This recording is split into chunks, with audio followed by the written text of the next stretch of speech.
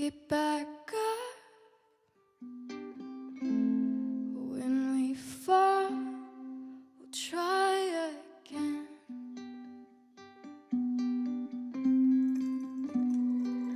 So, welcome to the podcast, Megan. I am so excited to have you here. Awesome, thanks. I'm glad to be here. You've had quite the journey through hiking and the PCT, and I loved the hacks that you were able to do on the PCT to make your journey easier. Mm-hmm. They were pretty brilliant, actually. You mean like as far as my prosthetic goes, or? Well, you had the prosthetic put the emphasis on you to figure out a way to do the trail. Yeah. And be able to do it successfully, or as successfully as possible with the liability that is the prosthetic. Mm-hmm. And I was, in doing my research, I saw that you had some help in doing like some slack packing, and you hiked with some people. Like your dad came out for a while, I think. Mm-hmm. Your partner came out for a while, or at the very beginning. Yeah. Like you found ways to make it work so that you could do it successfully. And I love that. Yeah. I love it was great, especially when I met my tramily, when I was leaving Big Bear, like that. Well, that was huge, having somebody to hike with, and finally finding a group that was going my own pace, because most people that were my age were going a lot faster than me. Yeah. Well, and I wonder actually, I should probably step back a little bit, rotate, wind it back a little bit. Uh-huh. So we've talked about your prosthetic, but why don't you tell everybody, like, what does that actually mean for you personally? Mm-hmm. Okay. So I'm an above knee amputee. So that means that, I use a prosthetic to walk, a prosthetic knee and a carbon fiber foot. And I mean, it's definitely a really huge challenge, because, all my power comes from my good leg, my good leg. and it puts a ton of strain on my body. It's really challenging. Going uphill takes just a massive amount of energy. I've been told that walking as an above knee amputee takes roughly 75% more energy.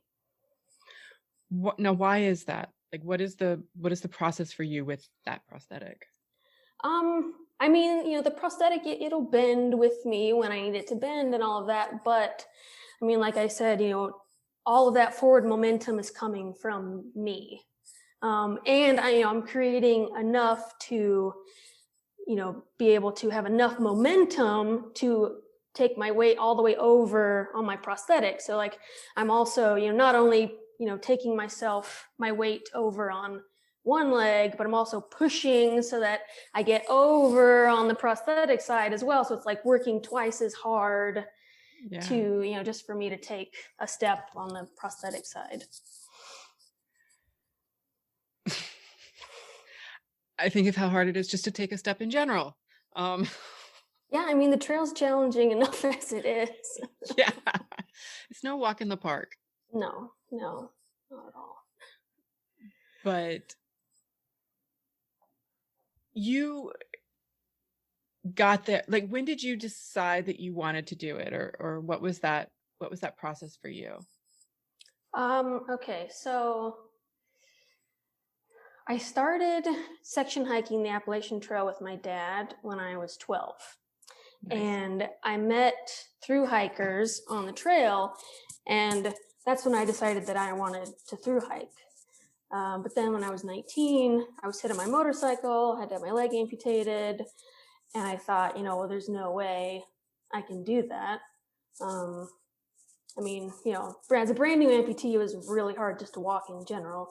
So, I mean, hiking was just a nightmare.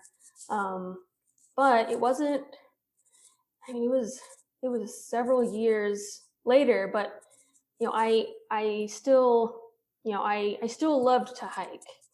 And that was one of my goals I really wanted to do. I really wanted to get back outdoors. So I just kept practicing and learning all the little tricks and stuff to keep my leg from getting all beat up from doing tons of miles or whatever. And it was, a few years, I think, before I attempted the PCT, when I was doing I did a 10-mile day, and I had 0 injuries, which was a first for me at that point. And I was like, holy crap, if I can do 10 miles and still feel like I can do another 10 miles tomorrow, I'm like, maybe I could do a thru hike. Like, And then, wheels start turning, and I'm like, okay, well, if I'm going to do this, what do I need to do? What kind of prosthetic do I need? Like, how do I make this work for me? And I was planning it for years, and put it all together, and put a ton of work into my prosthetic, like a year and a half, just making sure that the fit was perfect, well, as perfect as possible. And then I was like, okay, well, I'm doing it. In one respect, I feel like you're like every other hiker out there who hits the southern terminus or the terminus, and it's like, okay, we're really doing this. Yeah, it's really happening now. Yes. From that first day on the southern terminus, and you're standing there looking at, the border, and then you're like, well, I guess this is going to be my life now, and it's really happening. There's just so much like excitement there at the southern terminus. I'm doing it. And where did you stop that first night? I think I only put in about 8 miles, because we got kind of a late start. I don't even remember where it was. It was just like some random spot that Gut Hooks said that there was a single tent spot there, and we were looking around we had our headlamps on looking. We're like, where is it? Like, I don't see anything. And we ended up like scrambling down this bank, and we're like, this looks kind of flat. And we're like, maybe this is it. Like, ugh. At that point we were exhausted, and it was dark, and so we're like, we'll make it work. It's a flat spot. Yeah, like the only kind of flat spot in the area. Oh my God, yeah. Mm-hmm. I can only imagine how exhausted you were. I mean, I was literally just talking to somebody, and they were saying that, even as much as they had trained ahead of time, that first day, those first steps, like, just nailed them. Mm-hmm. It just, there's training, and then there's the reality. Yeah. Yes. Yeah. It's, you can train as much as you want, but then you get out there, and nothing really quite prepares you like doing it. Yeah. Yeah. Those first few days, were definitely pretty exhausting, but I think it was maybe by like day 4, I think we did a 10-mile day, and I felt like I could probably do more. And I was like, okay, I think I'm finally like getting my trail legs a little bit. Like, maybe I can do this. I don't feel like I'm going to die. You found your groove? Yeah. I was like, okay, I think I can do it. What was your biggest day miles wise? I was a 19. Holy shit. Well, there was pizza at the end of the 19 miles. Okay. Yeah, we were, that was once I was with my tramily, and I can't remember exactly where we were at, but we stopped at we were doing 15-mile days at that point, and we stopped at our campsite, and it was just like gusting. It was freezing, and we were like, oh, they were like, Sochi, like if you want to stay, like we'll stay, like if you don't think you have any more miles in you, but do you think you could do 4 more? And we can get that pizza you've been telling us about for days. And I was like, yeah, okay. I was like, let me take some ibuprofen and some caffeine gummies and I'll be good to go. Unfortunately, it was downhill those last 4 miles. The caffeine gummies seem to be your best friend out there. Oh yeah, they're the best. They were almost like your version of a Snickers bar. Mm-hmm. Yeah, before that, my longest day had been a 16, and that was back when we were doing like 12s. And yeah, that was another one where I ate like a pack of gummies so that I could make it the rest of the way. Yeah, they're great. They're so good too. Did you surprise yourself out there? Yeah, I mean, once when I started the trail, I think the longest day I'd ever done with a prosthetic, that is, was 11 miles in a day.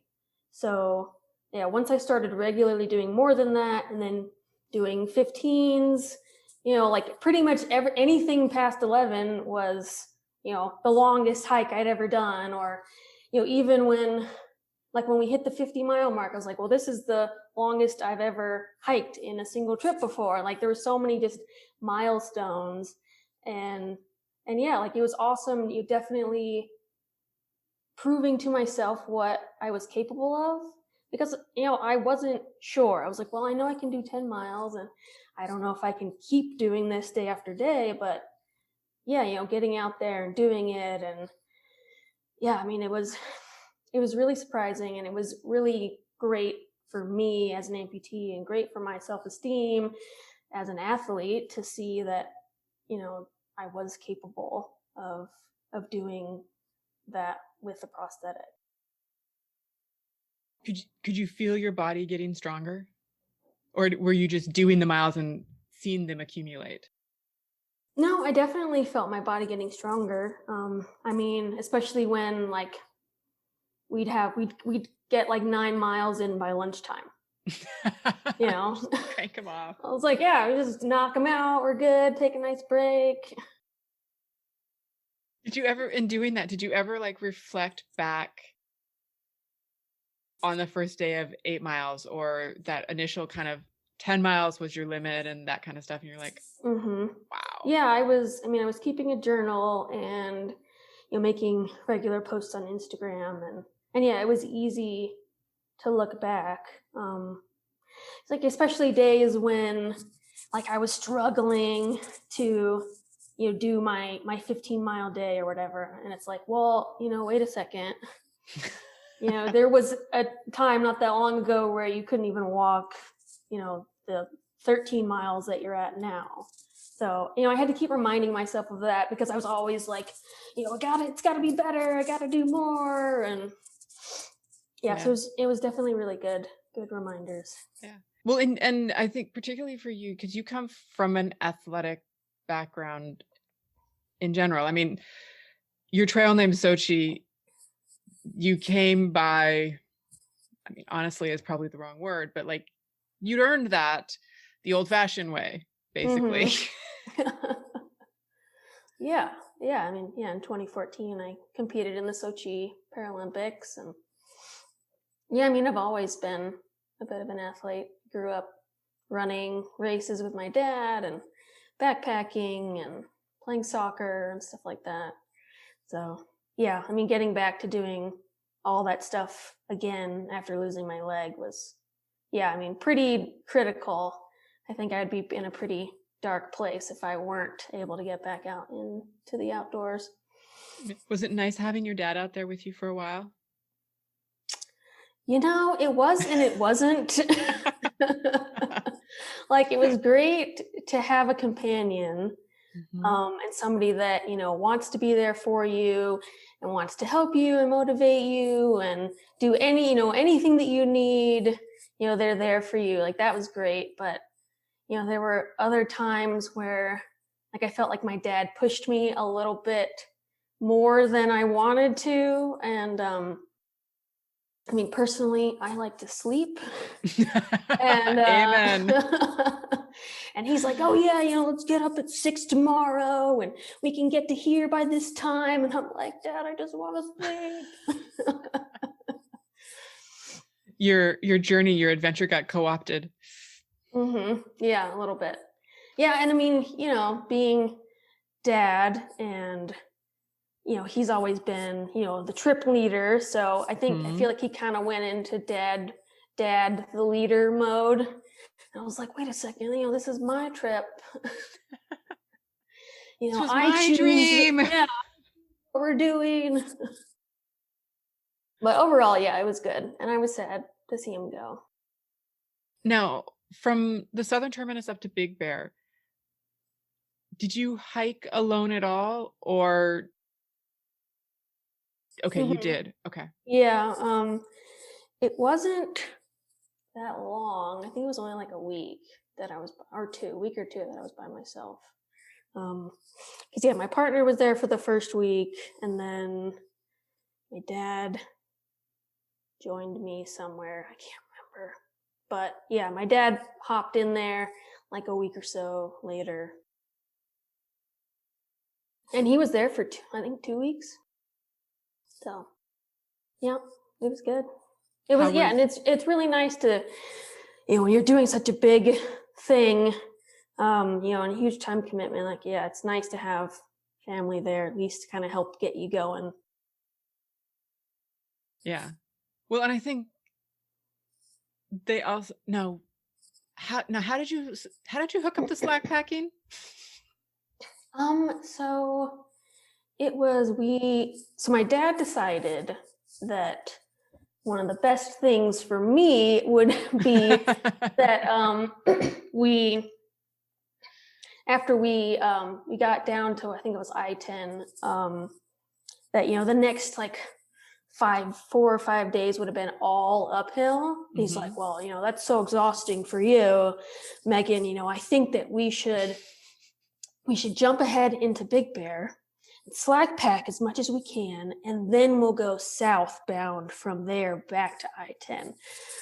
And I was like, well, I mean, that sounds like, a lot of work, but I mean, it does sound like a good idea. We can make it happen. So yeah, I ended up finding a trail angel that was just like super stoked just to help us out. And she slack packed us like 3 days in a row. And yeah, she was fantastic. And then, then we went south from there. When you went through the Idlewild area, because you hiked in 2019, right? How snowy was it? It was very snowy. My friend Panda was like half a day ahead of me. And so he ended up sending me a message on my InReach saying that, he got to Apache Peak and it was just a sheet of ice. And so he had to turn around. And I want to say that I had my microspiked, but that just sounded like a little bit much. So we ended up taking that, the fire alternate from past years. So we ended up, getting off and going around into town. And then I'm trying to remember, there was instead of going, up from town, we ended up going down the road and taking a road up that connected back to the trail, so that we ended up bypassing a lot of the kind of sketchy parts of the trail. Because there was a decent amount of snow out there still. How late did you start? Well, I didn't start late at all. I started on March the 1st. Oh, that's right. Yeah, I wanted to make sure that I had plenty of time in case I wasn't, doing a lot of miles. Right. And then you were lucky enough to have a really heavy snow year. Yeah, it was great. Yeah, we ran into a lot more snow. Oh my God, yeah. And I was surprised. I guess I didn't think about it, because over New Year's, I visited the southern terminus, and coming back, I was like, oh, I'm just going to jaunt up to Julian, go through the hills, whatever, and jaunt up to Julian and just have the experience. And I jaunted up there, and there was snow on those mountains, on those hills. Oh, wow. And I was like, I wasn't expecting that. Yeah. Yeah, I wouldn't expect that. Yeah, there wasn't any snow when I was there. So you were like at least all the late flowers, yeah. All the flowers were in bloom though. And I was leaving Julian right during the painted lady butterfly migration. So there was just like thousands of butterflies traveling in the same direction as me. It was awesome. It was so cool. Like you were part of a movement. I was like, this is kind of magical. All right. I'm digging it. I'm digging it. that was great. How, when you got to Big Bear and you found people who were hiking your mileage, essentially,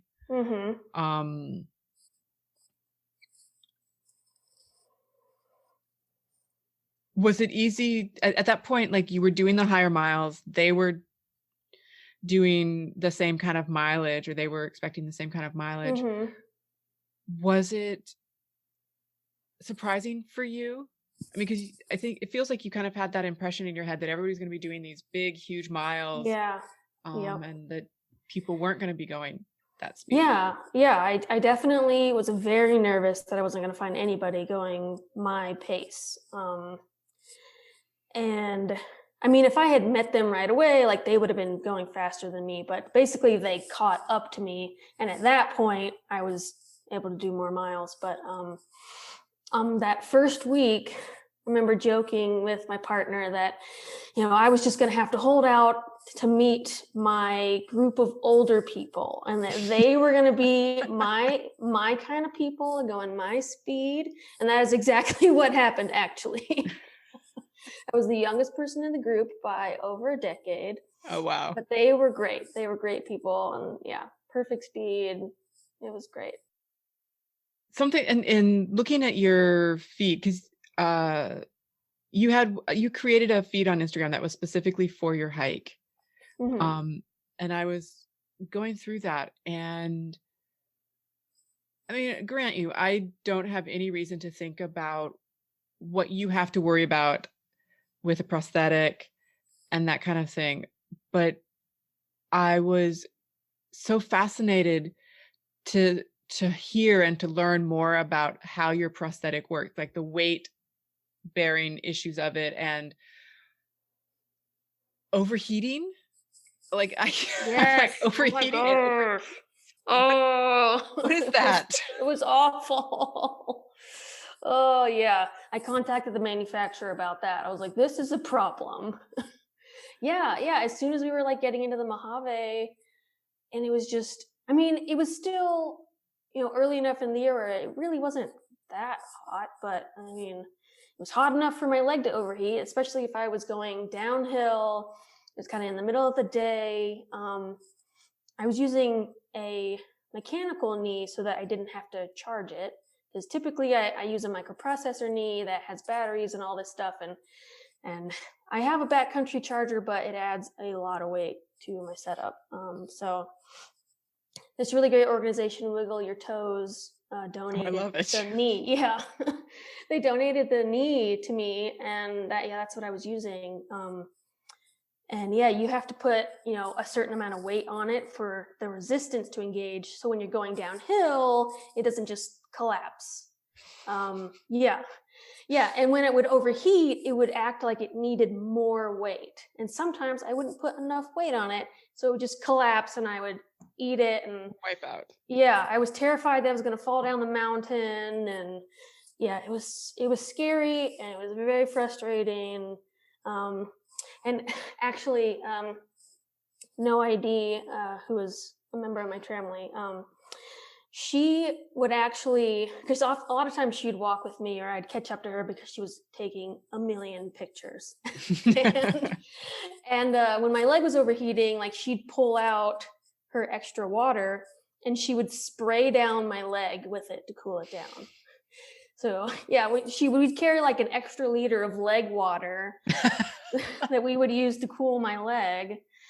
I mean, it helped, but yeah, it would warm right back up. I felt like I was having to dump water on it every like 20 minutes or something.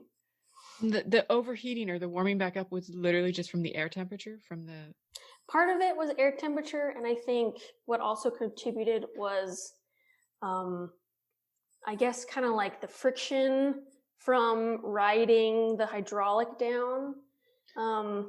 So like that's kind of putting the brakes on for me. And so like, I mean, that naturally warms it up anyway, but then you add in the air temperature and the blazing, Southern California sun. And yeah, I mean, I felt like you probably could have fried an egg on that thing. It was so hot. Not that it probably would have been a good idea, but I would have paid money to see that. Yeah, I think I would too. Yeah, I joke about that, but I'm like, maybe someday I should actually try it. Just to see if it actually works. See. Yeah, exactly. Yeah, totally. I've retired that knee at this point, so I think I could do it. Totally. And not worry about destroying it. Right. Yeah. I mean, who wants egg on their knee? But well, you got to do what you got to do. Yeah, for science. Anything for science.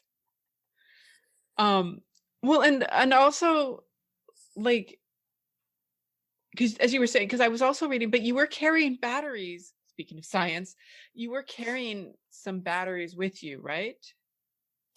I was on the Uinta Highline Trail. I was. Okay. Yeah, I was using my microprocessor knee for that one. Because I got, so the one that I'm using, it has like it's really easy to change the batteries out, which is, in my old microprocessor knee, like there's no way. But this one, it has like little camera batteries.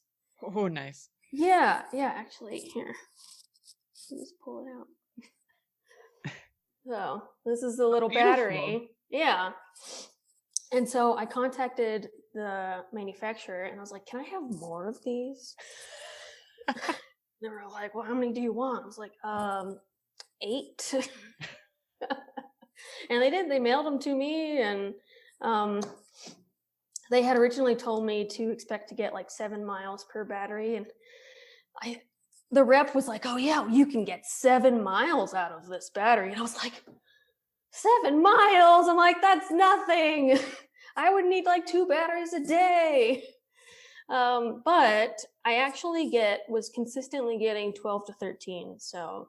Oh, wow. Yeah, way better than I expected. So yeah, I had all these extra batteries and was getting about 13 miles on them per day. And that was about how much I was doing most days. I did a couple of 15s, but yeah, it was nice. And, it just felt so much more stable. Like there were some kind of sketchy passes, and, I knew that I could count on my prosthetic to be there for me and not randomly collapse and then, send me off a cliff or something. Was that a change that you made based on what your experience on the PCT? Yeah. I mean, I don't think that I would want to do a through hike with it, just because I would have to pack, not only a bunch of these little guys, but I'd also have to pack, my big battery bank that my dad made for me. And I mean, it's just, when you have a leg that has to be charged, it just adds up. You've got to have a way to recharge the batteries and a way to then recharge your battery pack that's recharging your other batteries. And yeah, you end up with like, at least 2 pounds more of things just to charge your leg. But for the Uinta Highline Trail, I mean, you're short enough that, I felt like I would do pretty well with my microprocessor. And yeah, I was glad that I had it. There were some sketch places out on that trail, on the Highline Trail, as well for you, where you kind of got Dead Horse Pass. Yeah. Yes, it was terrifying. I was so glad that I met a couple of guys while I was on the trail. My friend Panda from the PCT was supposed to do the trail with me, but due to COVID stuff, he wasn't able to come out. And I mean, personally, I don't like to do things by myself, but I've been wanting to do the Highline Trail. It's for so long. I was like, well, I'm going to do it anyway. I'm doing it. And, I don't think I'll regret it, but I just got to force myself to at least get on the trail, and it's going to be great. And I ended up meeting these two guys from Colorado. And I was so glad that they were there, because one of the guys was like an experienced mountaineer. And so like he wasn't fazed at all by, the trail on Dead Horse Pass is just scree. And the path is like as wide as my 2 feet side by side. Mm-hmm. And it just wants to like slide under your feet. Jesus. Yeah. And I'm like, I'm okay when my good leg is on the high side of the traverse, but like my prosthetic, it doesn't like bend the way that your other leg would to compensate for a trail that's, not flat. So I'd get to, going back the other way, and I would just be like, I was just so scared I'm going to fall. And then like, there's a cliff 10 feet away. And Mike, he like shouted down. He's like, do you need help? And I was like, yes, please. And he came down and he took my pack and took it back up. And then he came down and just basically just held my hand the whole rest of the way up. But I was grateful that he was there. I think I would have been a little too scared to do it by myself.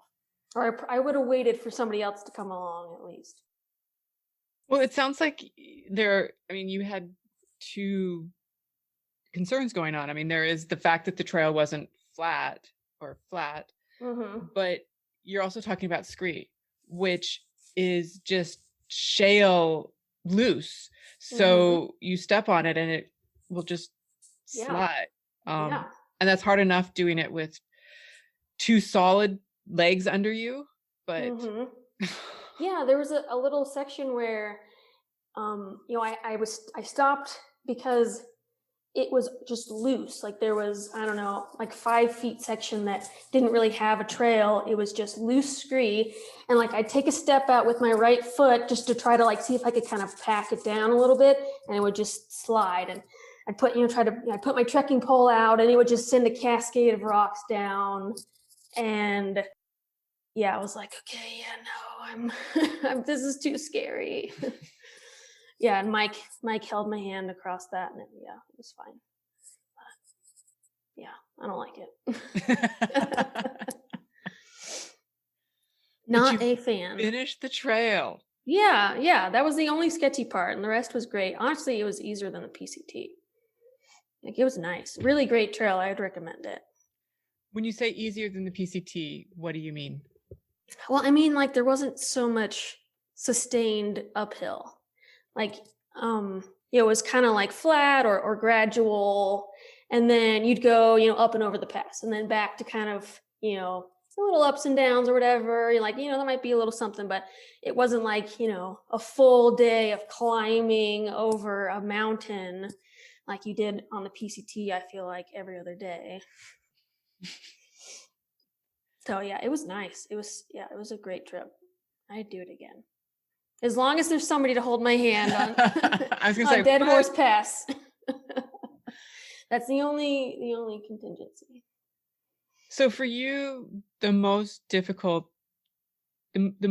part of the trail is the uphill, essentially, is when you have to do that. Yeah, it's just so exhausting for me. But I guess how far did you make it again? On the PCT? Yeah, on the PCT. 600 miles. I got to Tehachapi. Okay. And I mean, as much as the prosthetic was giving you problems, it really wasn't the prosthetic that pushed you off trail. It was your leg, essentially. Mm-hmm. Yeah. I was in a lot of pain coming in, and so my partner Amalia actually flew out and spent like a week there, and instead of doing any hiking, we actually ended up just hanging out in Tehachapi the whole week just because my leg was hurting so much. I'm like, well, yeah, maybe if I just give it a week off trail, like it'll be fine. And I did make some adjustments that I thought like took pressure off of the spot that was hurting. I'm like, okay, well, we're good to go. Like, let's go. And yeah, I think I got about 7 miles out of town, and I started getting, this just excruciating nerve pain. Yeah, I mean, it was like fire, lightning, shooting, up and down my entire leg. And, I kept like pushing it and I kept going. And yeah, I got to camp that night, and like I bent down to set up my tent, and it put pressure right on the spot. And oh my gosh, like I don't know of anything that's like instantly brought me to tears other than that. Like, oh, it was so bad. I mean, part of me wishes that I had just reduced my miles and kept going, but at the same time, like my nerve was just so inflamed, and I didn't have enough food to like cut my miles in half. I mean, we were in a 90-mile section before Kennedy Meadows. So yeah, it just didn't really seem like I had many options. Well, and at that point you weren't exactly sure what was causing the problem. Yeah, I didn't know. I had never experienced nerve pain like that before. It was totally new to me, and I had no clue how to fix it. Like there were a lot of kind of external things like blisters or chafing or abrasions or whatever. Like I know all the little tricks to that, but yeah, excruciating nerve pain was not something that I was really prepared for. How or what would you do differently? Because I'm assuming that you're going to go back out there again. Yeah, I actually was planning to go back last summer and finish the trail, but I mean, obviously with COVID, it didn't happen, which was unfortunate. But yeah, I definitely plan on going back out at some point. So I have a couple of plans, I guess, to try to prevent issues. So Ottobock, who is the manufacturer of the knee that I was using on the PCT, they are in the process of making an even better mechanical knee that I think will hopefully have fixed the problems that I was experiencing. So I would get a different knee, so that would help. I wouldn't have to use any batteries and stuff. So, and then I actually spent like the whole rest of 2019 having procedures done on my leg, because I had a neuroma on my sciatic nerve, which is basically like a growth of nerves on your nerve. Yeah. Okay. Yeah, I don't know. But apparently it's pretty common for amputees, because your nerves regrow, and when it had like nowhere to go, it just like grew bigger, I guess. I don't know. It just grew in a bundle or whatever. Yeah. At that spot. Yeah, so I mean, I had this bundle of nerves that was like as big around as my femur. Oh, Jesus. Yeah, and that's where the pain was coming from.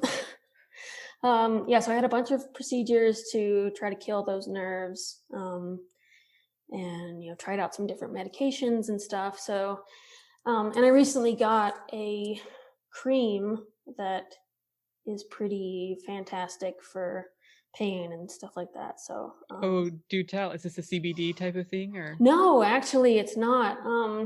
It's just this whole like compound of like 4 different medicines. There's like a nerve medication, anti-inflammatory, pain relief. It's got like all the good stuff in it, like some pretty powerful stuff in there. And I actually tried it out today while I was snowboarding, and it works really well. So I think, it works really well. I was not in pain. So so I think I'll add that to my kit.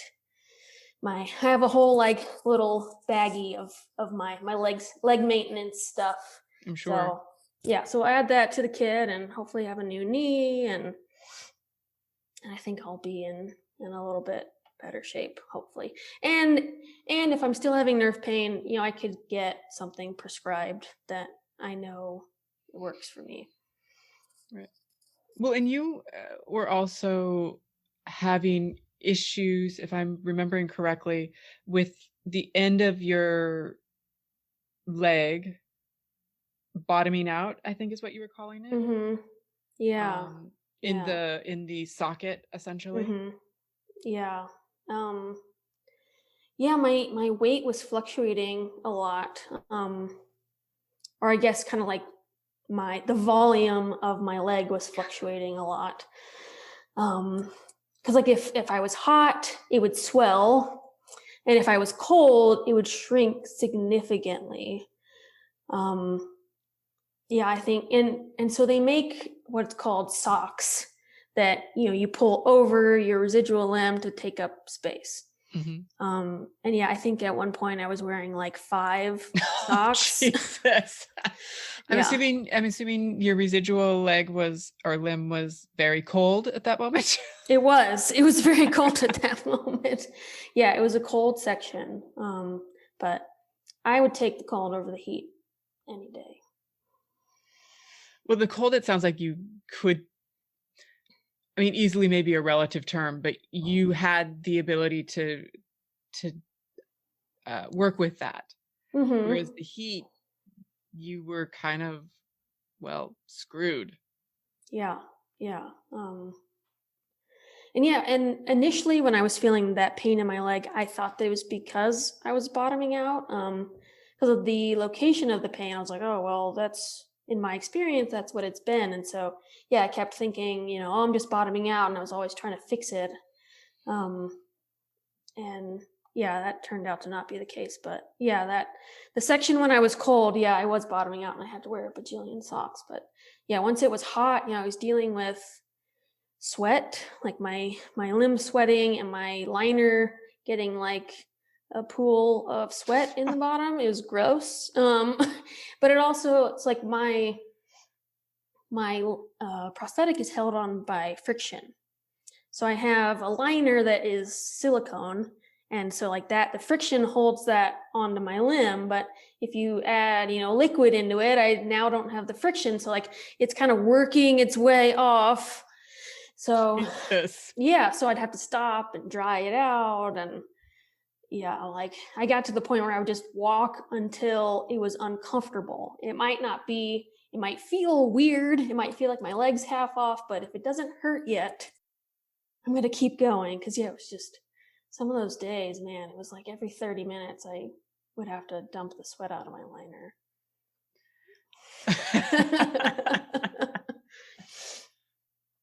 Is there anything that you can do for the next one in relation to that? Or is that just a given? That's just what you're going to have to live with? I tried antiperspirant. And I didn't feel like it worked as well as I had hoped. So I also tried Botox for sweating. But I gotta say, getting 90 Botox shots on your leg I would not recommend, because it really hurts. I did it once and I was like, I'm never doing this again. I need some ice cream. I'm traumatized. Oh, it was awful. But did it work? Yeah, it does actually work, but okay. I don't know if I could go through with that again. Oh yeah, it was like it felt like getting stabbed with the tip of a knife over and over and over again. Jesus. I was like, no, thank you. No, thank you. Oh. Yeah. Don't do it. Those seem like very sound words to live by right there. Yeah, just don't. Don't do it. What was, because your original plan was to hike the whole thing. So what was your plan in the Sierras, particularly in a high snow year? Yeah. Well, I was going to arrive sooner than I had anticipated. So, me and Chainsaw We were going to probably skip ahead and do some stuff in Northern California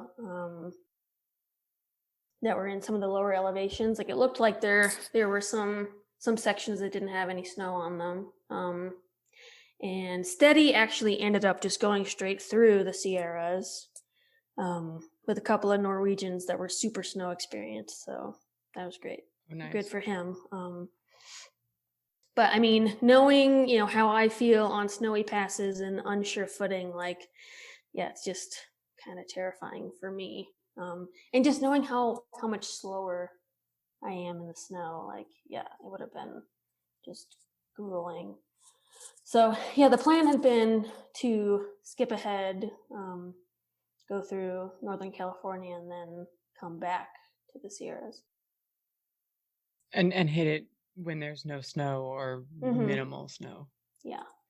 Yeah. I can't even imagine, because obviously a lot of people, in order to have the snow as hard as possible to hike it, they start very early in the morning.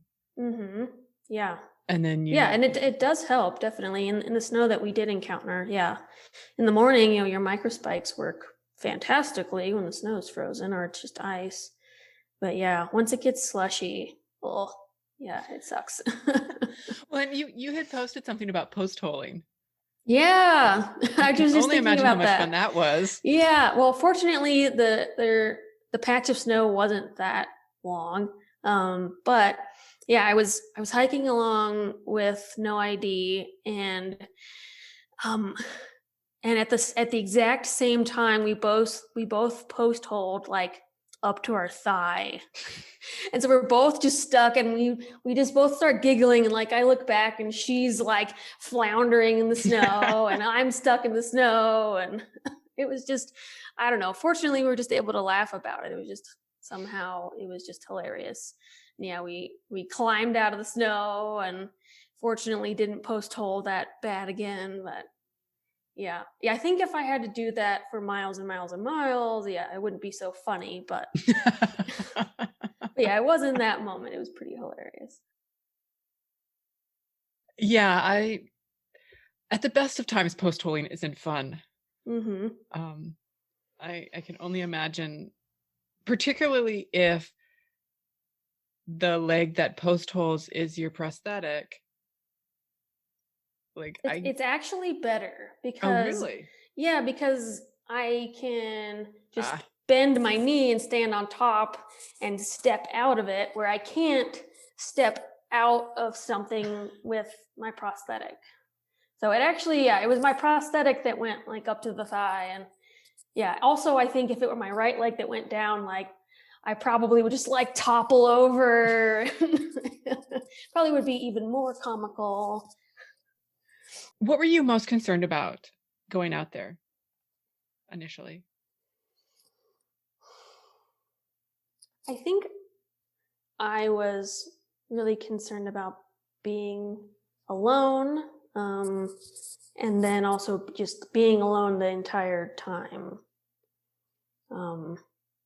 Yeah, like I said earlier, I don't really like doing things by myself. Like I'm a pretty social person. I get bored really easily, so I like having another person there that I can talk to.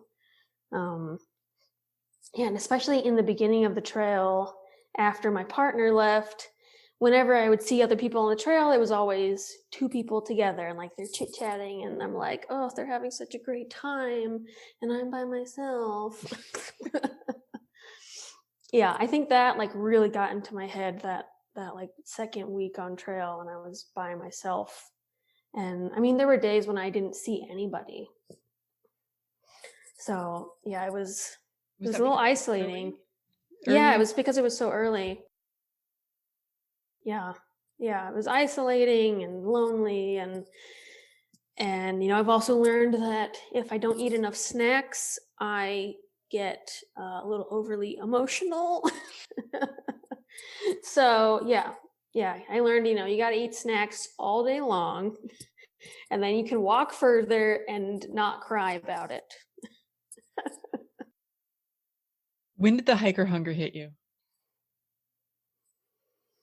It was pretty early on. I was starving. I think even coming into Lake Morena, like we got like a whole pizza and split it, like a large pizza, and just like devoured the entire thing. I remember going into Julian and just eating so much food. Yeah, it was great. And then especially, I think it was even worse, especially after Big Bear. Once we started doing like 12 and 15 days every day, it was, so hungry all the time, all the snacks. On town days, we would just talk about what we were going to eat all day long. Me and No ID would talk about the coffee we were going to get. And then we would all talk about like, what restaurant are we going to go to? What are we going to eat? And always hungry. Did it surprise you the amount of food that you could eat? Or were you kind of, you knew about hiker hunger and you were expecting it and whatever? Yeah, I don't think it really surprised me.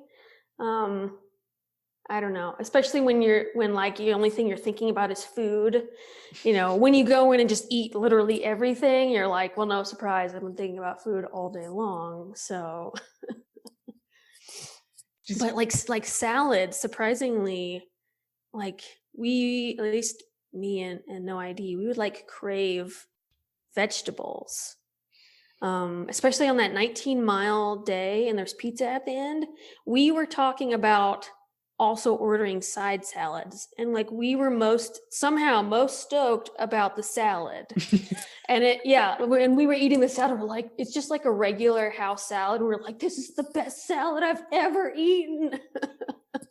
It was so good. Somehow, a side, salad from a pizza place somehow was the best salad ever.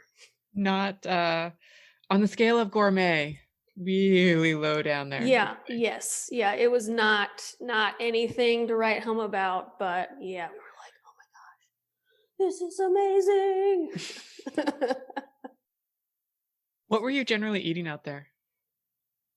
The normal hiker stuff? I would do a lot of those, complete cookies. So get some like protein cookies. For breakfast, I always did 2 packets of breakfast essentials with a Starbucks Via.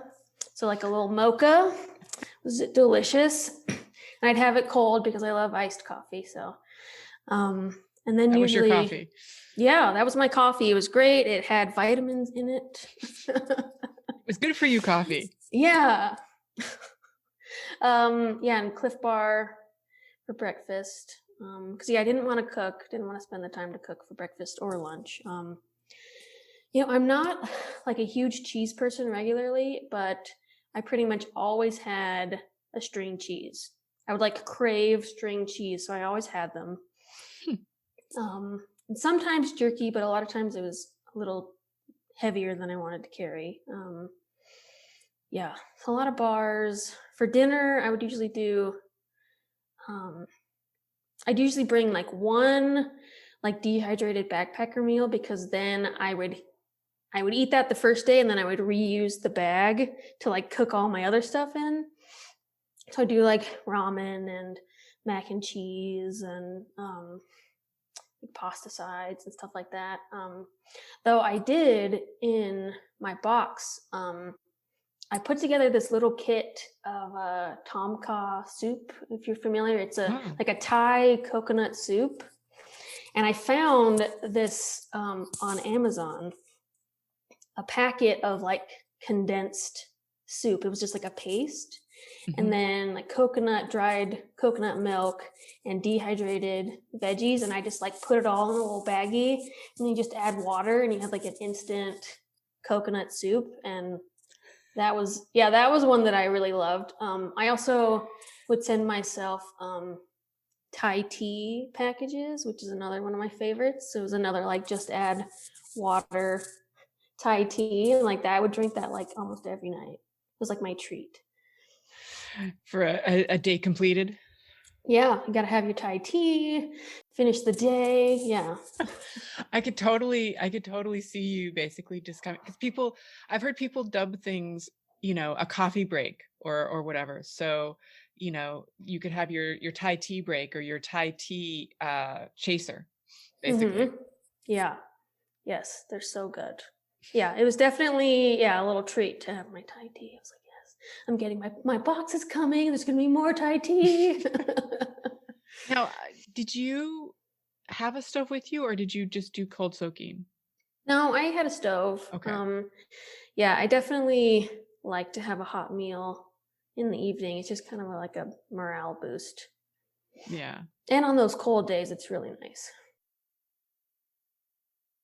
But you just, in the mornings, were choosing not to use your stove because you just wanted it to be fast and Yeah. Okay. Yeah. Though on the Uinta Highline Trail, there were a couple of cold mornings, and I felt so good. Like I had been mountain biking like all summer, and I was in like fantastic shape. And so I was like, well, I'm gonna knock out 10 miles by lunchtime, so I'm gonna take the time to have some oatmeal and some hot breakfast essentials and coffee this morning. I did that a couple of times, but yeah, most of the time, I just want to get up and cram everything in my mouth and pack up and go. I feel like, in talking with you, I feel like you're somebody after my own heart who's all about hacking things, like figuring out the ways to hack the system a little bit. Yeah. You got to kind of make it work for you. Exactly. 100%. Yes. Your grandfather died while you were out there. Yeah, he did. But if I remember correctly, he was a big advocate for you being out on the trail. Well, maybe.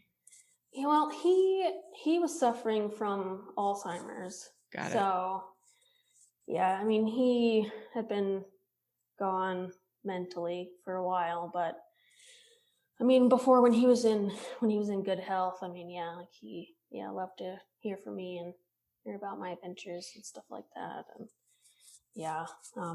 and so I mean, it wasn't a surprise when he passed. I mean, had kind of been coming, but it was still, just like pretty devastating. Not great, but I mean, I guess it wasn't sudden. I mean, that's the only silver lining, is that at least it wasn't sudden. Yeah. But with you being out on the trail, did that create conflict for you in terms of?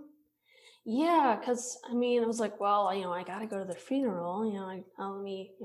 So I was talking to my family a lot with my inReach, trying to figure out what the plan was. And he actually donated his body to science. So it was going to be a while before he was going to be cremated. And so they ended up not having the service until like much later in the summer. So it worked out. So you could be there. Yeah, I was able to be there, and didn't have to get off trail. But I mean, if I had still been on trail, then I would have definitely gotten off to go. And then basically circled back and kept heading north. Yeah. Do you see, in coming back to the PCT, do you see yourself just completing the miles you haven't done, or do you see yourself going back to the terminus and starting over and going? I don't really want to do the desert section all over again. So I think I would maybe start where I left off, and then if I get to Canada and I'm like, well, I could keep going, then I would circle back and finish, do it again. How likely do you see it being I mean, I know that this is all hypothetical, but how likely do you see it being getting to Canada and going, yeah, I've got some miles left in me. Let's go do another 600. I mean, probably unlikely, but there still has never been a female amputee to thru hike the entire PCT. So, if that's still the case when I get back out there, I might do it just so I can snag the title. That's what I was hoping to be the first amputee ever. But in 2019, there was another above knee amputee, Tumbleweed, and he ended up finishing the trail. So I can't get that part, first amputee ever, but I could be the first female amputee, and yep, I'd be down. I feel like that might be a great incentive to. Yeah. I really wanted to be the first female amputee on the Appalachian Trail, but Nikki Rellin beat me to it. So I can't, I missed out on that one. But yeah, well, maybe shoot to be the first amputee triple crowner or something. Yeah, it's still waiting out there. Yeah. And I feel like if you start in like Tehachapi and you go up and then you flip back, I would think that would be later. I'm wondering if that would be later enough in the season that the heat wouldn't be as bad. I feel like it would be nice. Because then, I might be down there when like the Sobo hikers are coming through and, there might be less water, but like the temperatures will be probably pretty nice. So, yeah. I think it would work out. It feels like the temperature thing is what's causing you the most grief between the knee and then the sweating. Yeah, definitely. Or the shrinking and the swelling. Yeah, shrinking and swelling and sweating and all that. All of the things. Yeah, but it's all part of being an amputee. Yeah. And things that I guess we able-bodied hikers, walkers, whatever, don't think about. How that changes the nature of the hike.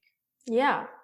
I mean, there's even the fact that I can't step over things with my left leg. So that changes the entire way that I walk.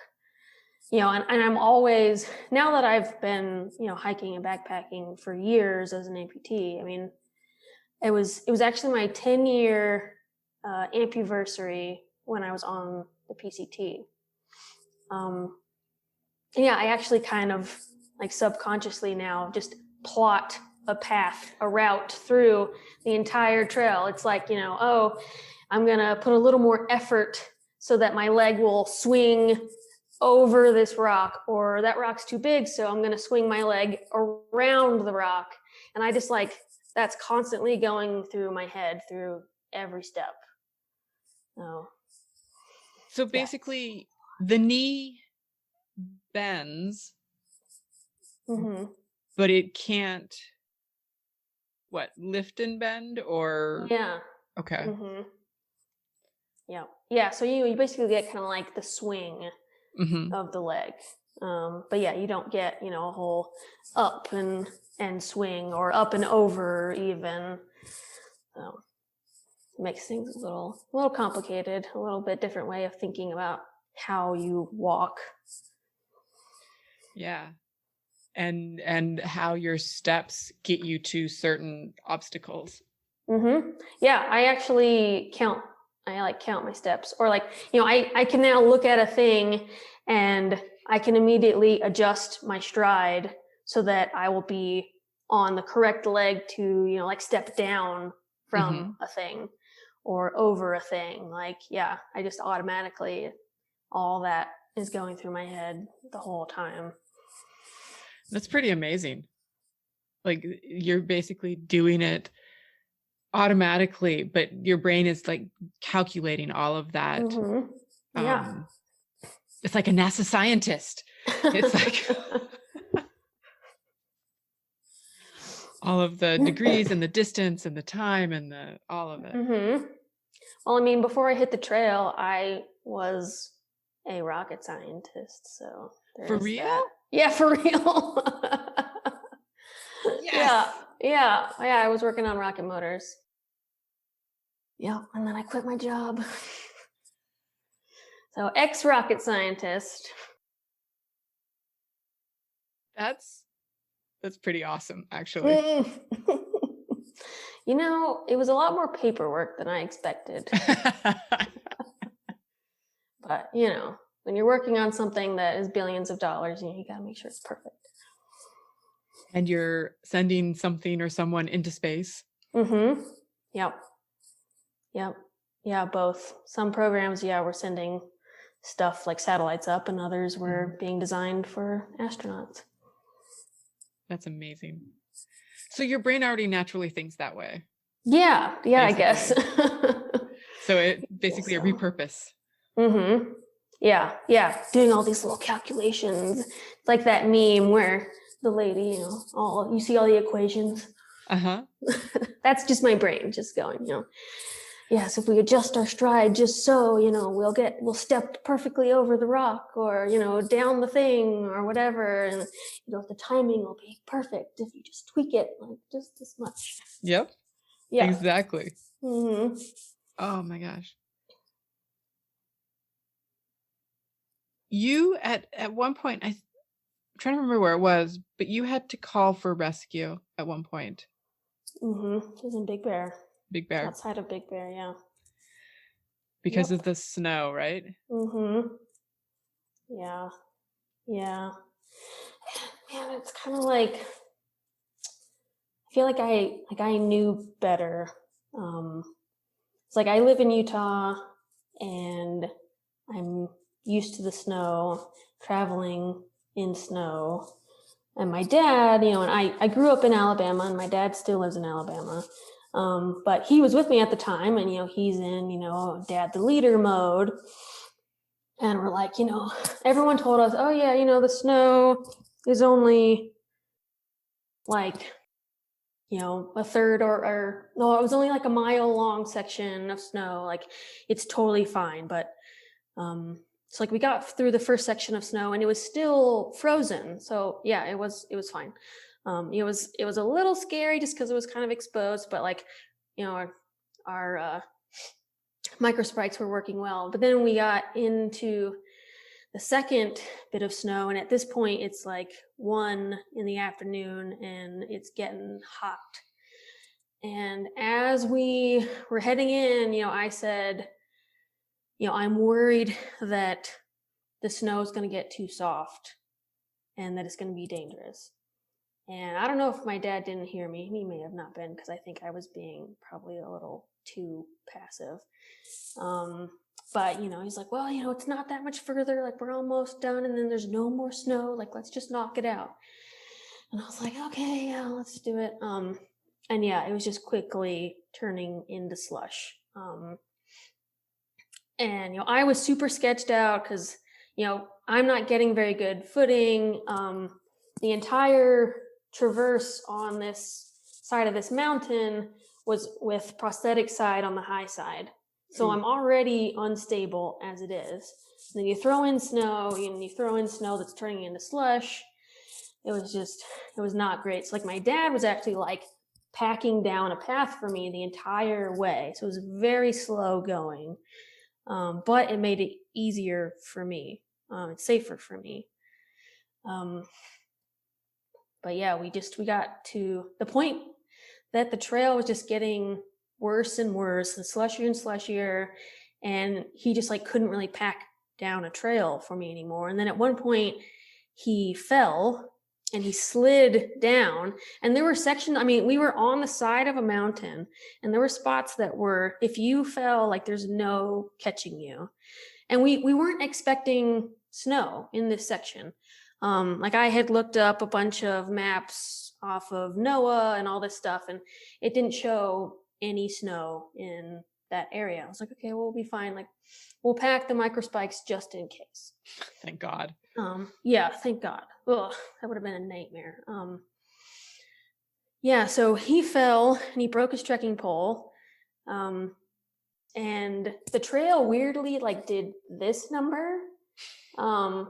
And so like that was where he fell trying to get down to the other part of the trail, and he slid, and then he gets his way up, and I'm like, how in the world am I supposed to get down that without also sliding to my death? And so he like helped me. He kind of held my feet as I kind of stepped down.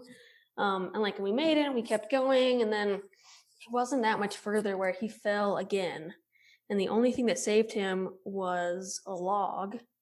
And he was able to like get some traction with his microspikes. Because I mean, at that point, it was so slushy that the microspikes weren't doing anything. Yeah. And yeah, I'm just thinking in my head, I was like, this is exactly what I was scared was going to happen. And like, this is way too much for us. Like, I don't have my ice axe, because I didn't think I was going to need it. And like, we're totally unprepared. This is a really bad situation. And I was scared that my dad was going to fall to his death. And yeah, I was like, yeah, I mean, I don't feel safe. I feel like, we're one more fall away from someone getting a serious injury. So, I feel like we should call it. Part of me was like, well, maybe we could just like sleep on the snow and then finish in the ice in the morning. But yeah, there wasn't really a good place to stop and like do that anyway. I mean, we're on the side of a mountain traversing. I was gonna say, is there a flat spot? No. Yeah, no, not at all. So yeah, I was super freaked out at that point, and I didn't want to see my dad fall to his death. So I used my inReach and called. And yeah, helicopter came and picked us up and took us away. So yeah, not, I guess, my proudest moment. I feel like I knew better, but I mean, obviously hindsight is 2020. So yeah, it usually is. Mm-hmm. And I feel like it's so many times, it's almost like walking out onto the plank, like you keep walking out and and it's like, okay, well, that was okay. Maybe I can take that next step. Okay, that was okay. Maybe I can take it. And by the time you realize that you can't take that next step, you're so far out there that you're just like, aha. Yeah, we kept, there'd be like a blind corner. We're like, well, maybe around that next turn, like it'll be the end of the snow. Like maybe we're almost there. Maybe we just, push like a little bit further. It's sketchy, but like maybe we're almost there. And yeah, we peek around the corner. We're like, we're not almost there. Well, isn't that always the damning of reality of it's the maybe the next one, maybe around the next corner, maybe. Yep. It will suddenly get better, and we'll have made it through, and we're all good. Yeah. And then it's not. Sometimes, I mean, there's plenty of times where it does work out, and yeah, you can push yourself through a lot of things. You're like, oh, I did it. That sucked, but we did it. And yeah, it didn't work out that way this time. Yeah, but knowing how dangerous it can be out there, it feels like, even as hard as it is to use that to call it and to call the rescue, because I know that there's a lot of pressure in that respect as well. Yeah, you don't want to be that person. Yeah. Yeah, and everyone's all, don't just call them, like you're also putting them at risk to come save you. Like, you gotta make sure you know what you're doing and all this stuff. And yeah. But on the flip side of that, you're around to talk about it now. Yeah. Definitely, might have not been if we'd kept going. Yeah. It's so easy to question the decisions, even though they're the best decisions. Yeah. Yeah, definitely.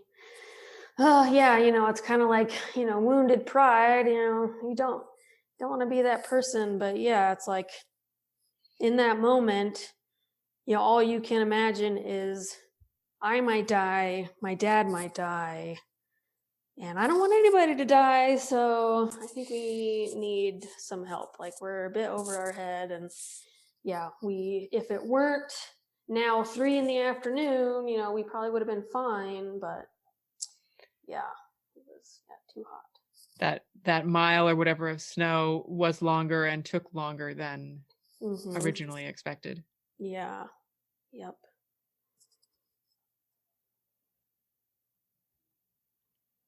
You were using, and I know these are cliches, but you were using the hike your own hike and the trail provides. How did those things manifest for you?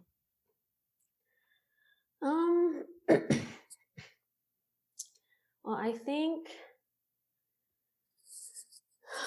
I'm trying to think of when I said that. I know I said hike your own hike when I was with my dad. Because like at one point, we were doing a bunch of stream crossings, and my dad, coming from the AT, is like, if this were the AT, there'd be a bridge. If this were the AT, it would be like this. And I'm like, Dad, we're in the desert. We're here early season. There's not usually water here any other time of the year.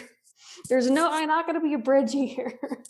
But he never wanted to get his feet wet because then he'd get blisters, and it doesn't bother me. And also rock hopping is not worth the risk for me. Yeah.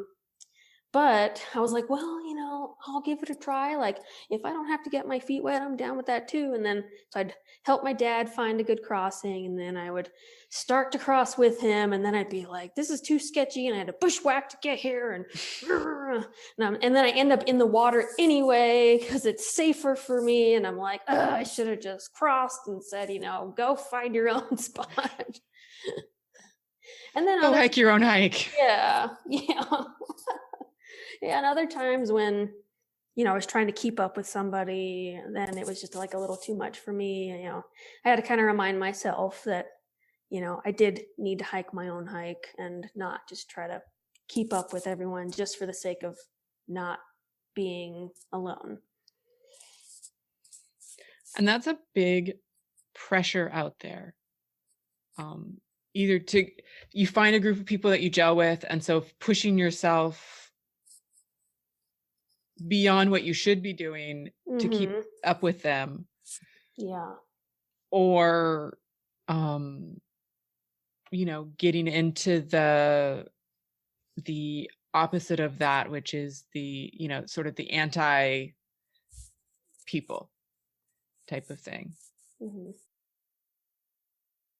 Yeah, I mean, in the desert, I think I would have been better for me personally if I did the whole midday siesta. So then I wasn't walking through the hottest part of the day. Right.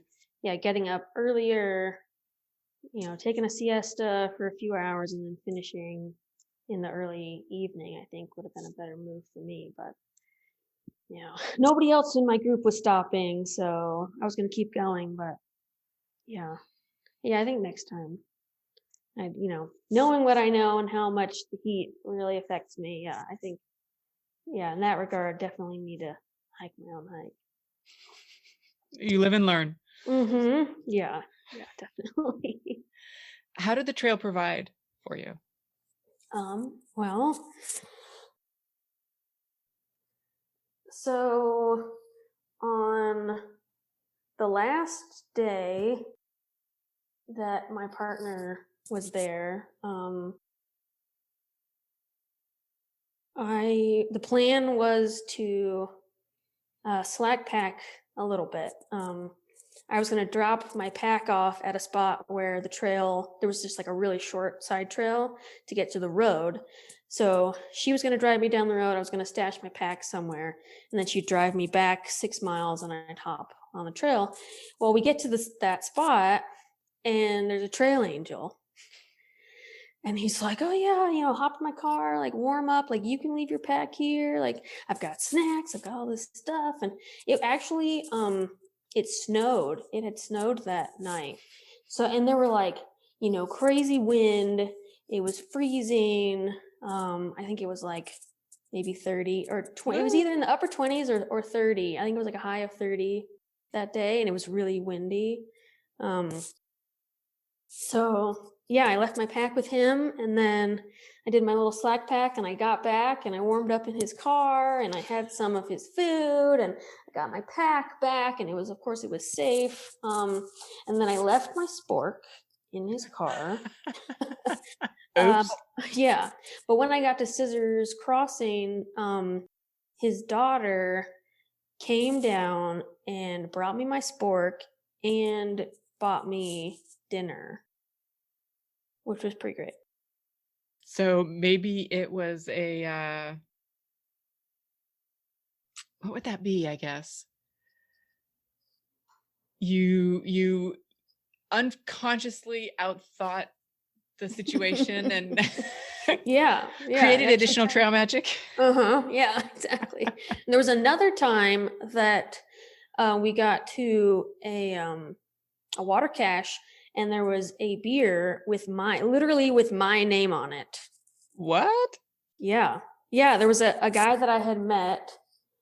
I don't know. He was doing like 50-mile days. Like he was crazy fast. And he had passed through there, and he stuck a beer in the cache for me. And I was like, it may have been warm, but it was a beer. And I was like, yes. I was like, this is awesome. And nobody had drank it.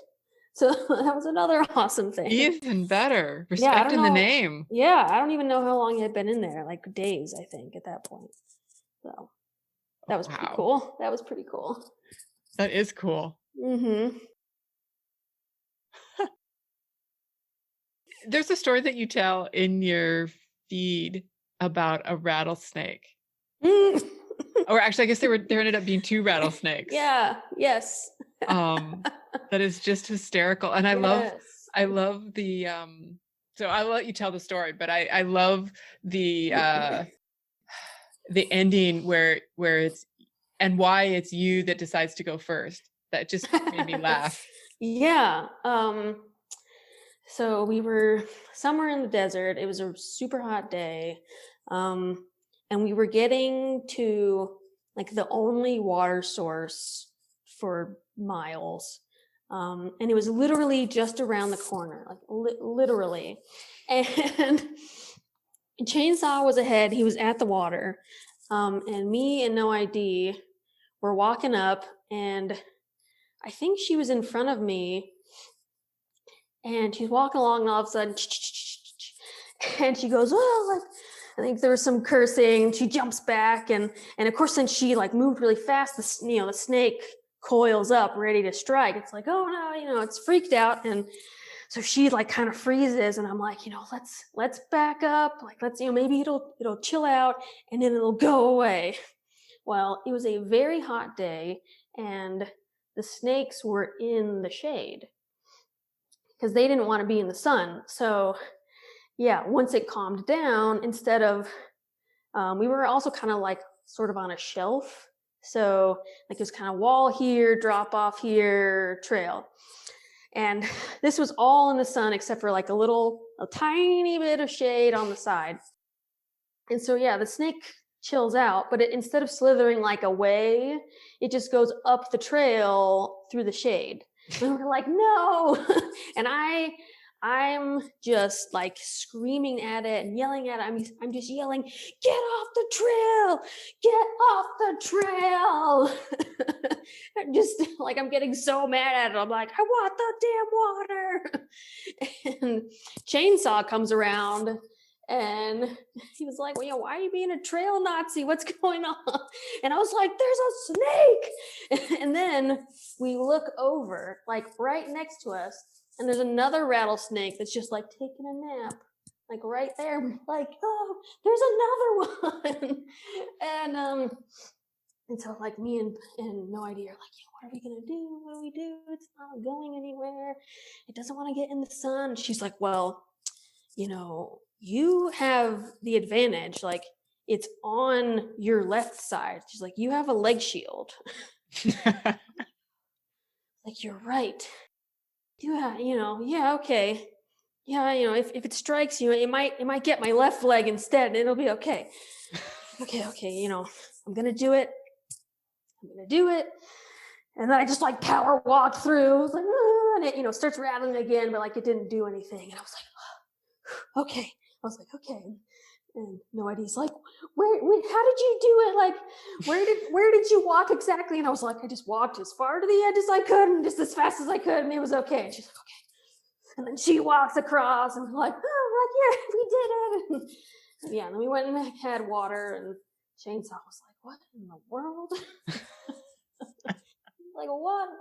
There's so much yelling. And then of course, he like retells the story from his perspective, and he just hears us screaming, get off the trail.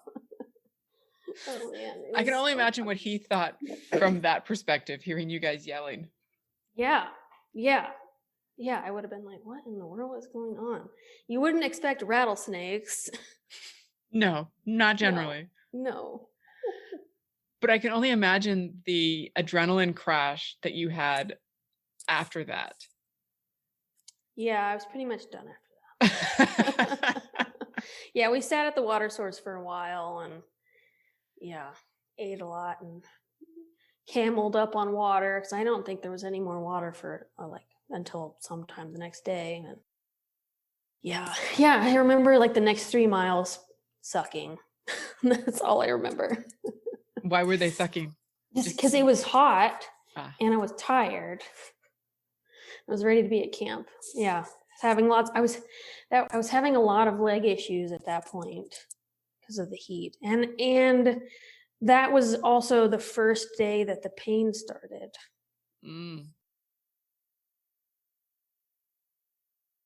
Yeah, it wasn't as bad, but it was like I just kept going like, what is wrong? And like the key is to fix it immediately, because if you don't fix it immediately, it's just going to get worse. So like I kept trying to fix it. I probably stopped like a dozen times just trying to figure out what was wrong. And I could never figure it out. And I ended up just walking faster, because somehow walking faster hurt less. And that's how I finished the last 3 miles, was like walking as quickly as possible and cursing and stopping multiple times to try to fix my leg.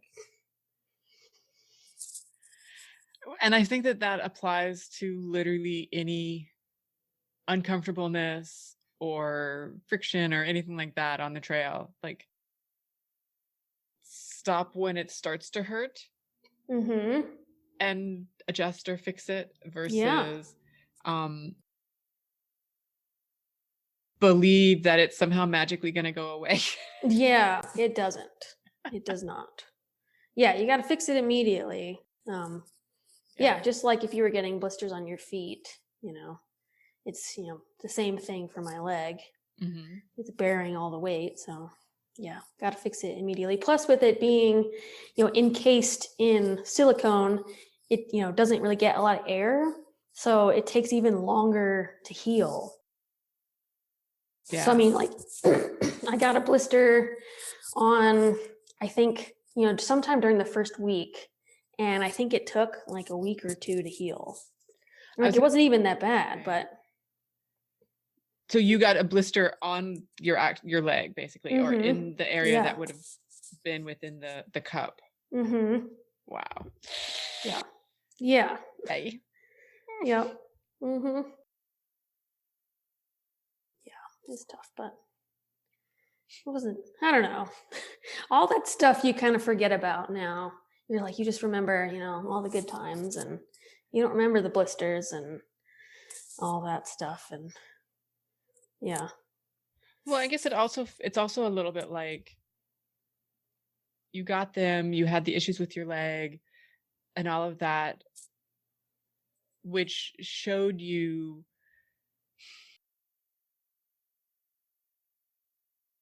I mean, this is putting it in an extreme version, but it showed you it's survivable. We can get through it, you know. It's not optimum and it hurts like hell. Yeah. You know, we can get through it. Yeah. And I mean, yeah, putting my leg out in the morning always just hurt. But yeah, once I got moving, I don't know, and got warmed up, like everything just kind of calmed down. Yeah. And it's all, survivable. I mean, I had all kinds of stuff, especially in the beginning. I feel like my skin kind of toughened up after the first couple of weeks. Because, yeah, I mean, I was getting, chafing and blisters and all kinds of stuff. And yeah, after a while, it all just kind of toughened up and it stopped, fortunately. But yeah, that first couple of weeks to a month was just kind of tough on the skin because I was coming from an office job. I'd been working on rockets in my cubicle, and coming onto the Uinta Highline Trail, like I still didn't have a job at that point because I had been planning on finishing the PCT that summer. So I had been hiking and mountain biking and all kinds of stuff. And so like my skin was tough. I was in really good shape. And yeah, I had no issues at all. It was fantastic. It was great. I wish it was always like that. So I think, that's probably, I didn't even think about that. That's probably another thing to keep in mind next time I do a thru hike is to, try to toughen up my skin. Prepare it accordingly. Yeah. It'll be another, it's not just walking, it's toughening up your skin, not just getting in shape, but getting tough. And, I started a new engineering job and it actually has me on my feet a lot more often. And the only thing I can think of, like my silver lining is that, my feet will already be tough when I do my next thru hike. Like I literally thought that in my first week at work. I'm like, well, my feet hurt and, I don't really like standing this much, but it has its benefits. Oh, my feet will be tough. I'm ready to go for another thru hike. It's one of those things that's almost like, you're a thru hiker when. Yeah. Yeah, when it's a benefit to be on your feet all the time. Exactly. Everything is gauged according to what's going to help you with that next thru hike. Yeah. I'm walking more. I'm standing more on concrete. Be ready to go. Yeah, I won't just be coming from sitting in my chair all day in my office. So yeah, I'll be ready.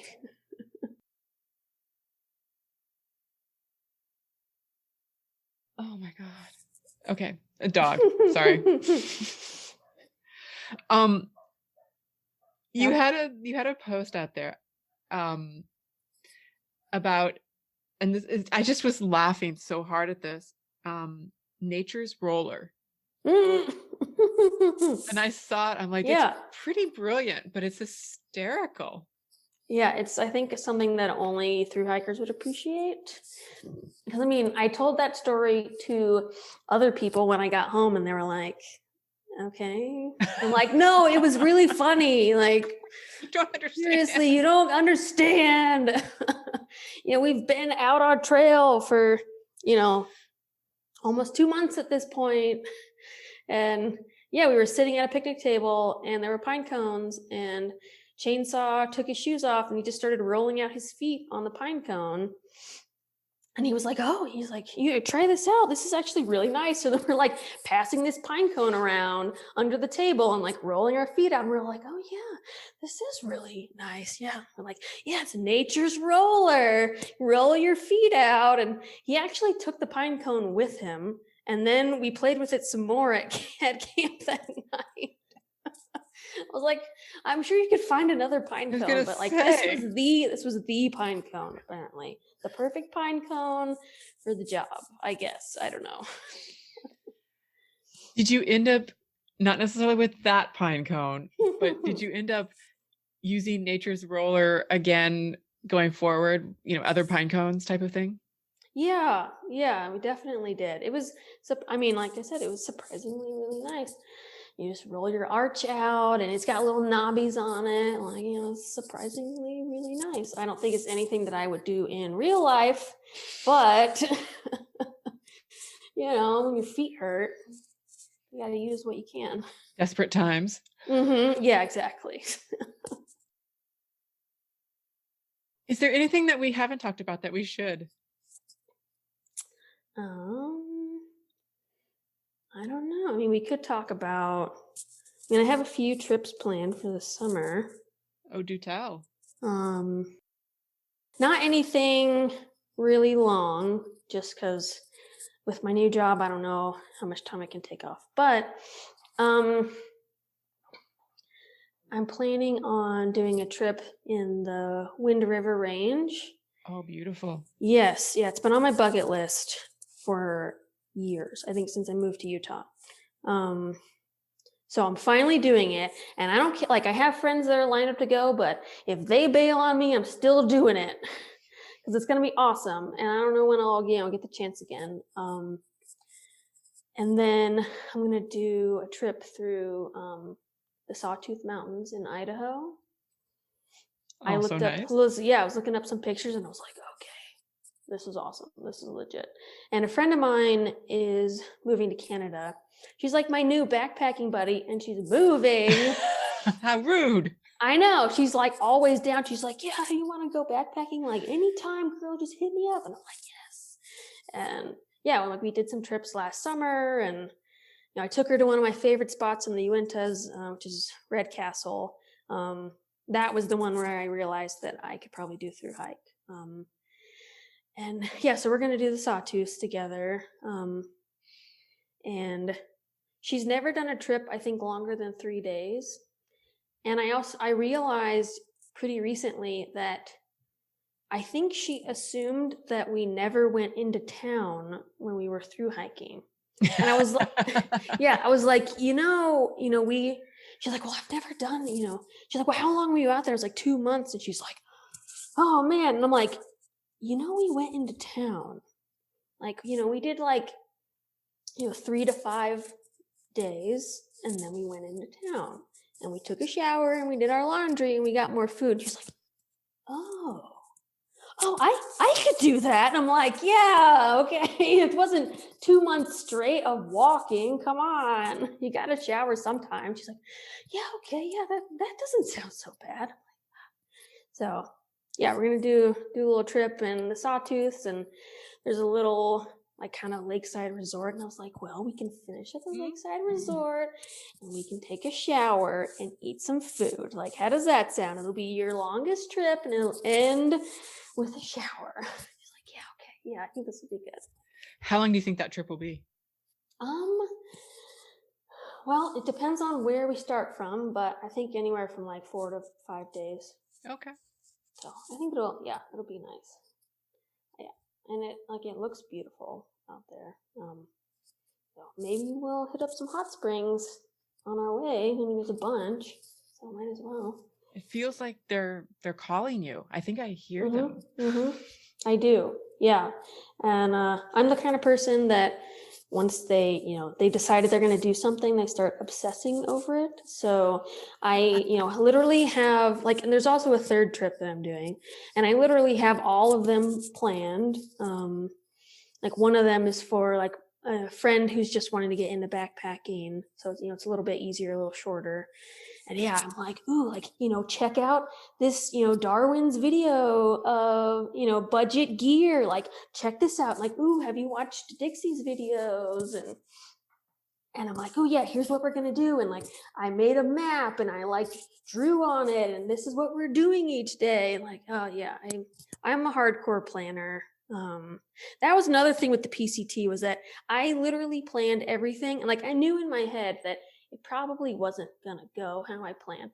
Fortunately, I already had that in my head, because obviously, yeah, it didn't go anything like my plan. Well, I mean, I guess I decided that it was my goals to tell if I'm on track, not what I'm actually doing. And okay. I had to tell my dad that too, because he was like, well, your spreadsheet says that you're supposed to be here. And I'm like, Dad, I'm not following the spreadsheet. I know I sent you the spreadsheet, but spreadsheet went out the window after like day 3. You are truly a rocket scientist. Yeah. Yes, I have a spreadsheet for everything. But what is it that they say that, or I'm going to paraphrase it, but we plan and the trail laughs. Yes. Yes. So true. Yeah. Yeah. I mean, you could plan everything, but don't count on it.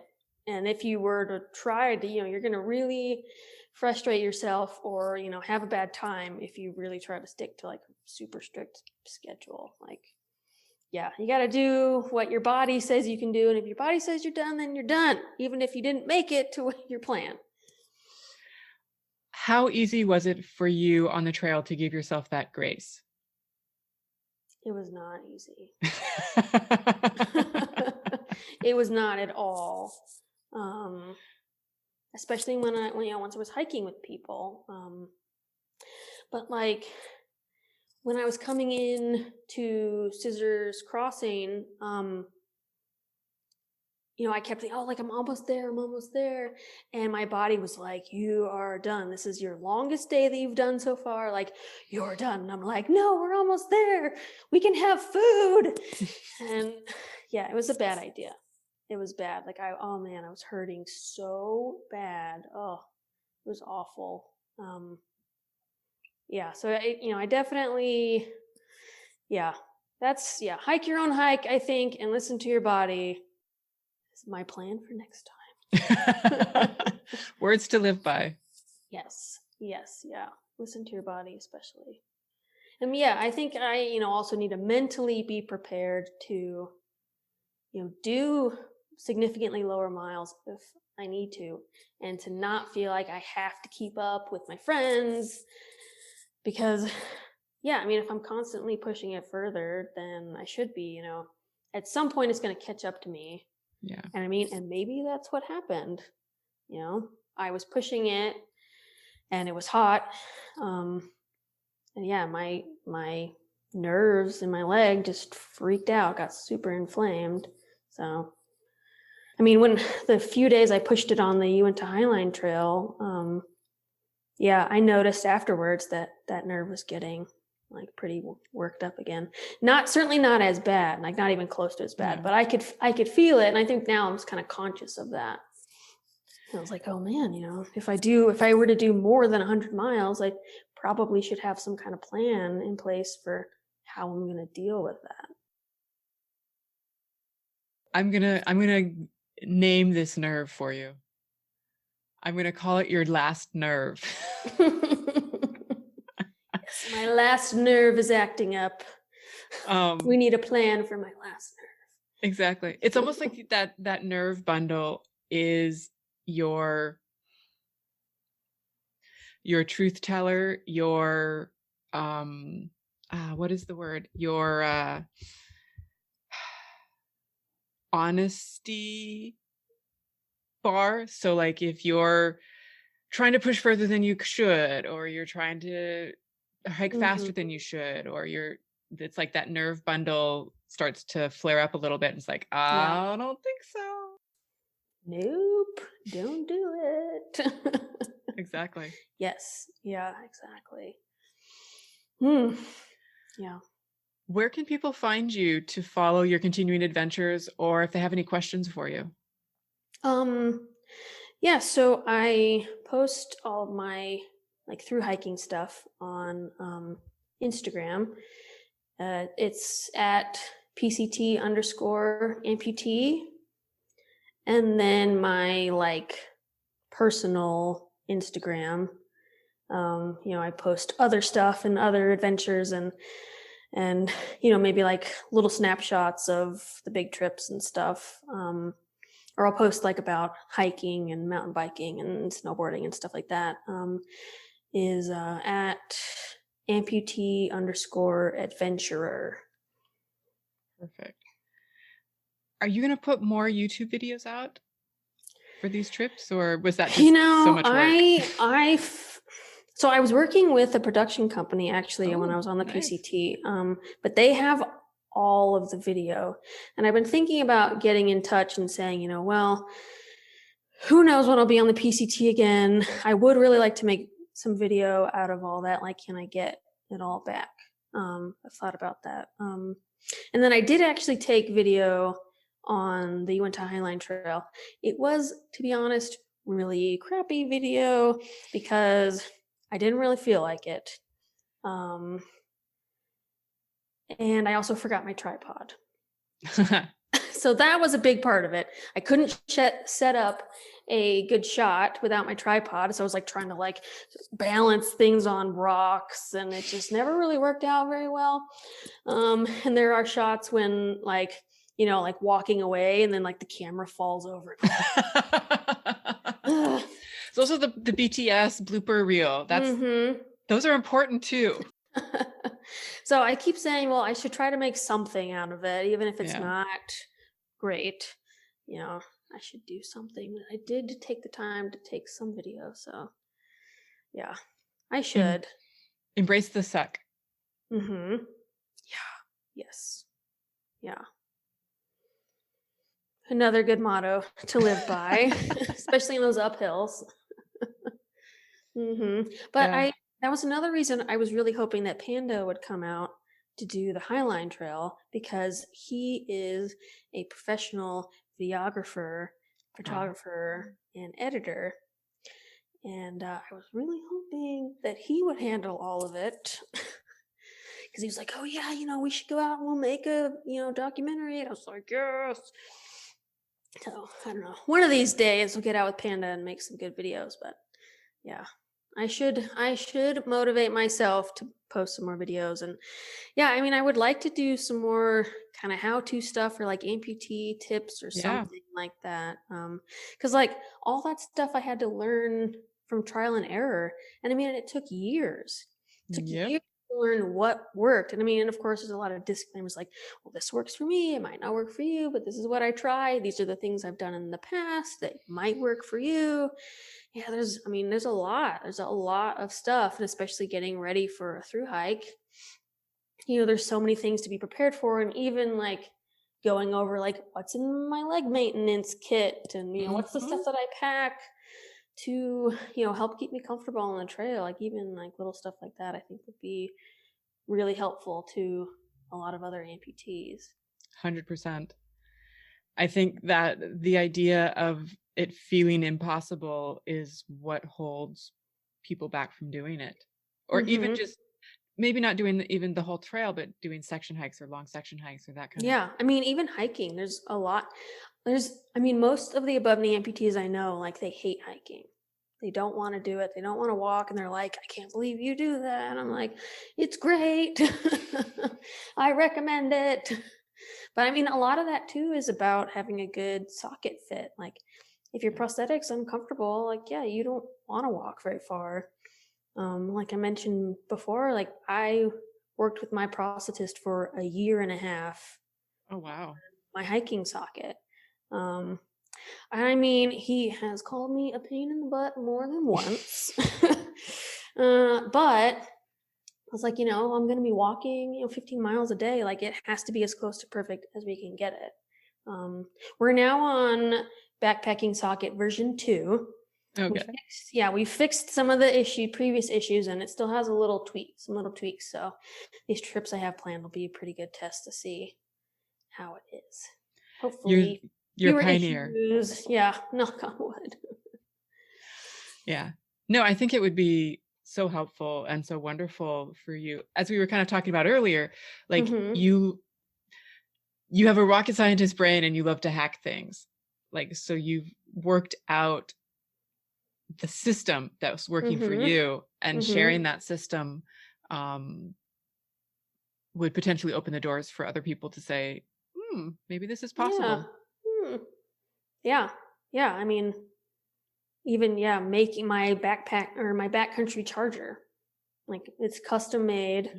That was kind of the first step to get me backpacking was, me and my dad got together and we're like, well, how are we going to fix this? And he's way better with electrical stuff than I am. Like, so he figured all of that out, and he did the whole electrical mathy things. And yeah, he came up with the design, and then he hired somebody to make it. And yeah, I mean, that was super key. And there's a lot of amputees that are like, well, my leg battery only lasts this long. Like, I can't do trips longer than that. Mm-hmm. It's like, oh, well, it doesn't have to limit you. Like, there are some options. Even when you have a leg that doesn't have, interchangeable batteries, there's options. Yeah, I don't think I've even talked about that stuff. Like, that would be a good thing to talk about. That would be so amazing to put it out there. I'm sure you would probably be getting DMs up the wazoo for people going, okay, tell me how you did that. What did you do? Yeah. How did they figure that out? Mm-hmm. Yeah. I don't know if I could even tell them that. I'd be like, we're going to have, guest on my Instagram. My father is going to explain the things because I'm not good with electrical stuff. Yeah. Yeah, 100%. Mm-hmm. I just have to stop being lazy. That's the thing. I don't know. COVID is it's so easy to be lazy. Mm-hmm. Yeah. Yeah, got to binge watch all your shows, get caught up on everything. Yeah. Exactly. Yeah. What was one of your favorite moments out there?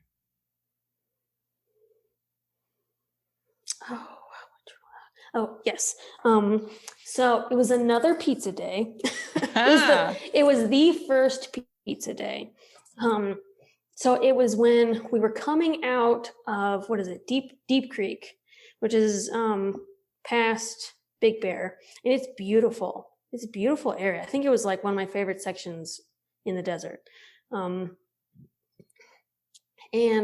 I had read somewhere, because of course I did a ton of research.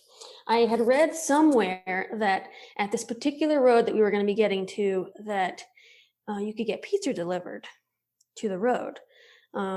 So as soon as we got cell service, we called the pizza place, and they were like, sorry, we only have one delivery boy on today. Like, he's not going to drive that far to bring you pizza. And we're like, oh crap, what are we going to do? So we tried to get like DoorDash and stuff, and like nobody would deliver. So we were just sitting at that road trying to figure out what we were going to do. And a guy drives by, and like we wave him down, and we asked to go, can we get a ride into town? And he's like, oh no, I'm not going that way. He's like, it's an easy 3-mile walk that way.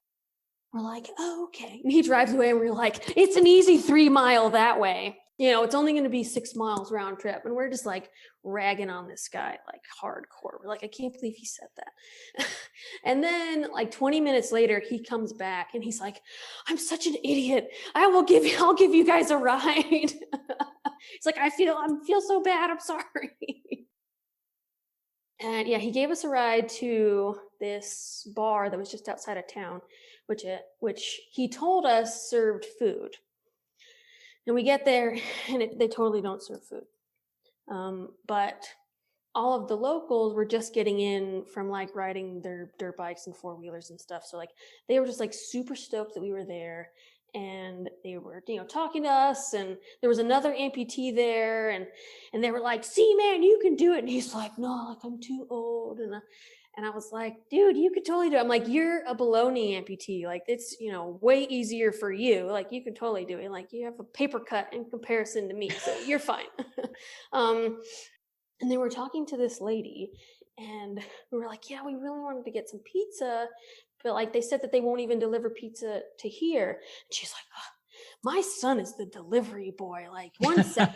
And so she calls a shop, and she's like, we have some hikers here who have walked 300 miles to get here, and they need some pizza. And so of course they agreed to bring pizza. And she was like, what pizza do you want? We put in our order, and the pizza, like her son shows up with the pizza, and they like bought us beers, and it was, like the best freaking day.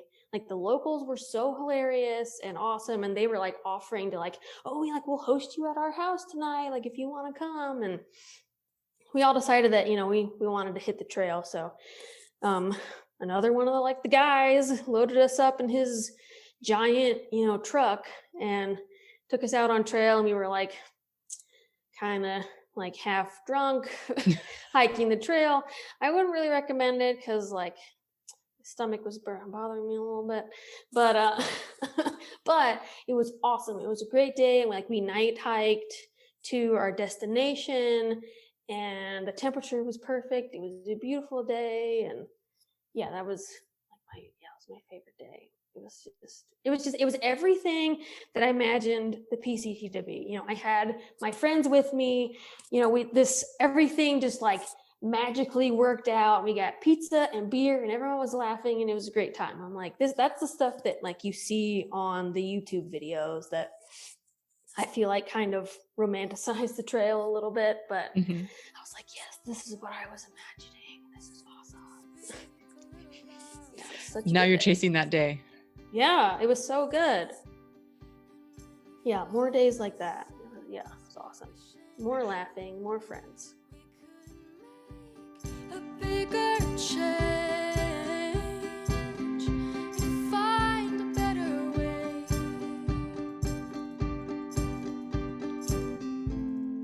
And if we fall, we'll get back up.